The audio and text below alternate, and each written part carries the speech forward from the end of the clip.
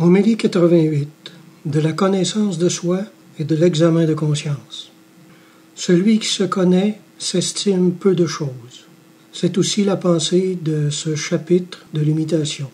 Le chrétien s'examine en face de Dieu et reconnaît qu'il n'a rien en lui qui mérite les consolations divines. C'est une pensée de foi, mais la foi ne doit point abattre.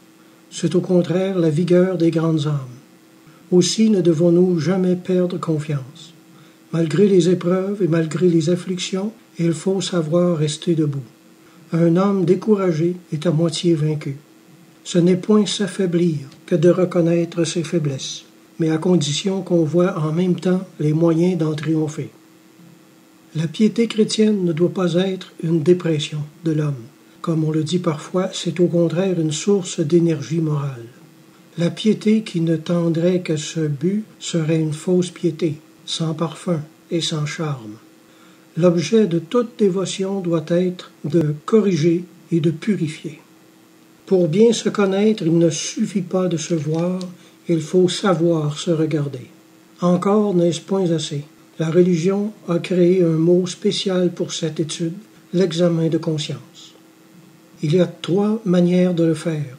On peut le faire en homme. L'homme se contemple et s'estime au-dessus de la nature. Il se complaît en lui-même, c'est un premier pas. Deuxièmement, on peut le faire en philosophie. Le philosophe s'étudie et se place au-dessus des autres hommes.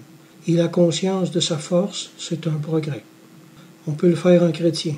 Le chrétien se connaît non seulement à l'aide de sa raison, mais avec les lumières d'en haut. Il voit ses faiblesses et il voit aussi son pouvoir. C'est la manière vraie de s'examiner soi-même. Il faut chercher de préférence ce qu'il y a de bien en nous et dans nos facultés pour les développer par l'action. Seigneur, que je vous connaisse afin que je me connaisse, disait saint Augustin. Amen.